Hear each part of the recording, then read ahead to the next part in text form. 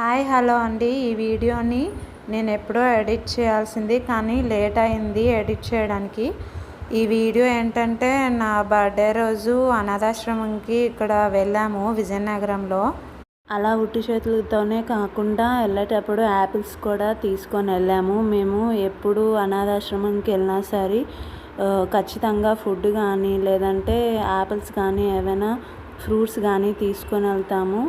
మేము ఆ రోజు అవన్నీ తీసుకొని వెళ్ళి పనిచేసిన తర్వాత అందరి చేత ఎందుకు ఇక్కడ ఉంటున్నారు, ఎలా వచ్చారో, వీళ్ళ డీటెయిల్స్ ఏంటి అని అందరినీ అడిగి తెలుసుకుందామని నేనైతే వెళ్ళాను. ఒక్కొక్కరి జీవితాలు ఒక్కొక్కరి మాటల్లో విందాం.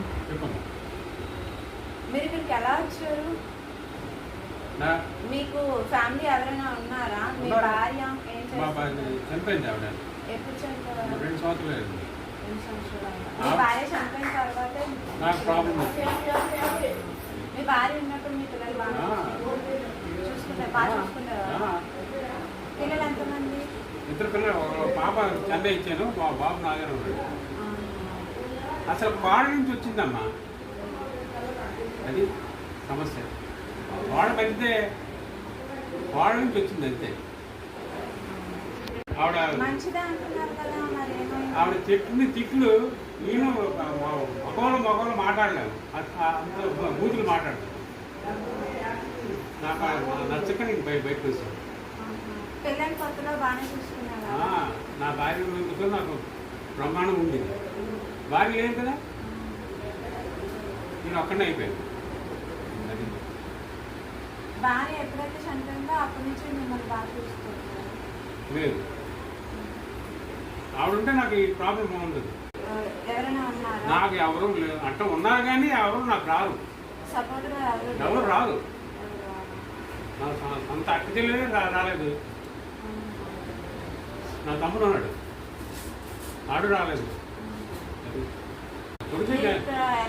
నా కొడుకే రేపు మంచి రోజు కాదు, అక్కడ మేనేజర్ నాకు తెలుసు, అదే వెళ్ళిపోతా ఉన్నాడు.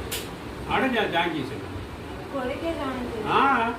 చూసారు కదా ఫ్రెండ్స్, ఈ తాతగారి విషయంలో అయితే పిల్లలుండి కూడా పిల్లల్ని చూసుకునే పరిస్థితిలో లేరు. అంత మంచి తండ్రిని పెట్టుకొని అనాథాశ్రమంలో జాయిన్ చేయడం అయితే నాకైతే నచ్చలేదు. ఏడుకొస్తున్నాను. మీరు ఎలా ఇక్కడికి వచ్చారు? మీ పిల్లలు ఎవరు చూసుకోలేరా? ఎంతమంది పిల్లలు లేరమ్మా, భార్య చనిపోయింది. భార్య చనిపోయిందా? చెల్లెళ్ళు ఉన్నారు, మేనల్లు ఉన్నారు, మేనగోడు ఉన్నారు. అది చిన్నప్పటి నుంచి అది పెంచుకు వచ్చాను. చెల్లెళ్ళు పెళ్లి చేశాను. చెప్పుకున్న సుఖమే చెప్పమ్మా, చెప్పుకున్న సుఖమేంటి. ఇతని విషయం, ఈ తాతగారి విషయంలో కూడా దారుణంగా ఉంది. పిల్లలు కూడా లేరంట. పిల్లలు లేకుండా భార్య చనిపోయి ఇతను కూడా ఇలా అనాథాశ్రమంలో చేరాల్సి వచ్చింది. వేరే వాళ్ళని ఎవరు తాతగారు ఉన్నారో వాళ్ళని అడుగుతాము. చూశారు కదండి, ఇలా ఒక్కొక్కరి జీవితంలో ఒక్కొక్క కథ ఉంటుంది. ఒక్కొక్కరు ఒక్కొక్కలా ఉంటారు. అందరూ ఒకేలా ఉంటారని అనుకోకూడదు. ఎందుకంటే మన జీవితాలే ఆ దేవుడు అలా రాసిపెట్టి ఉంటే మనం మాత్రం ఏం చేయగలం చెప్పండి.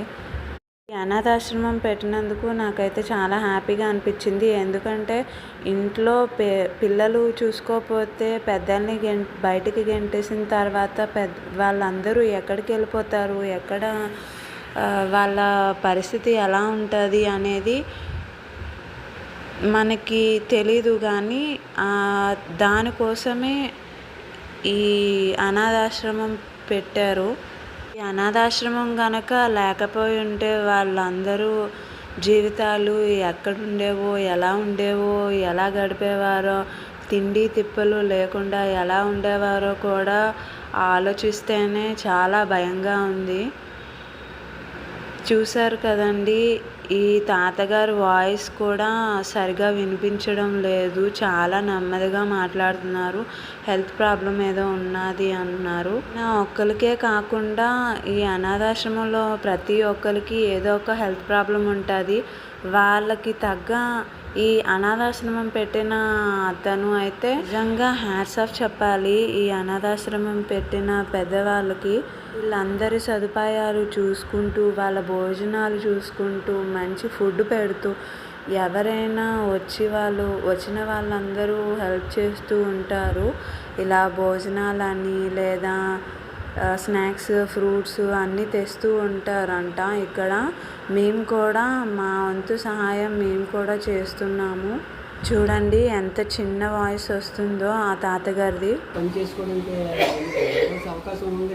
వెళ్ళి వచ్చే టైం వరకు ఇక్కడ మాకు బయట వెళ్తే మీకు 10 అవుతుంది కాబట్టి ఆ 10 గంటల టైం వరకు మా ముందు ఎవరు ఉంటారు కాబట్టి ఇంకా ముందు వెళ్ళేవారు. 10 గంటలకి వెళ్తే నాకు రాత్రి 10 గంటలకి 2 నలుగురు 5 వేగంగా వాళ్ళు ఎవరు లేరు. ఇల్లు 2 ముగ్గురు ఉన్నాం.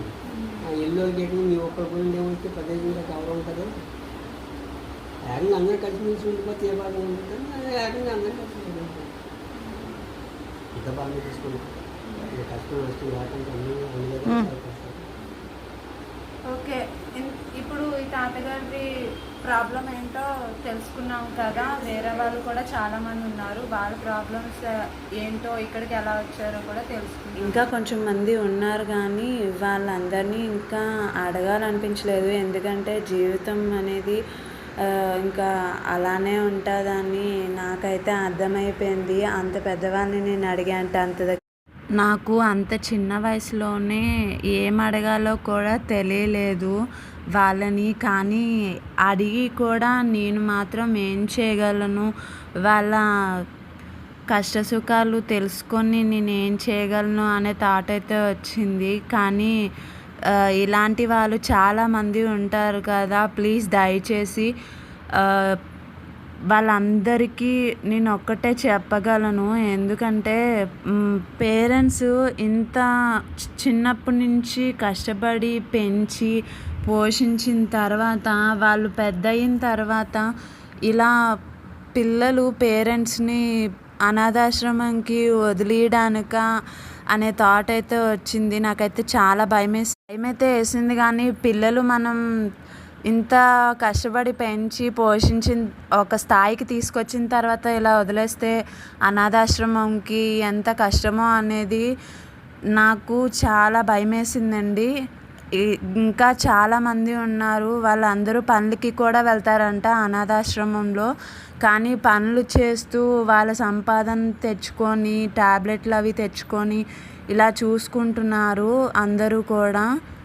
నాకైతే ఏడుపు కూడా ఆగలేదు అస్సలు.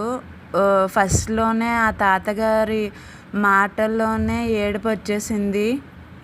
ఈ వీడియో కనుక మీకు నచ్చినట్లయితే లైక్ చేసి, షేర్ చేసి, సబ్స్క్రైబ్ చేసుకోండి.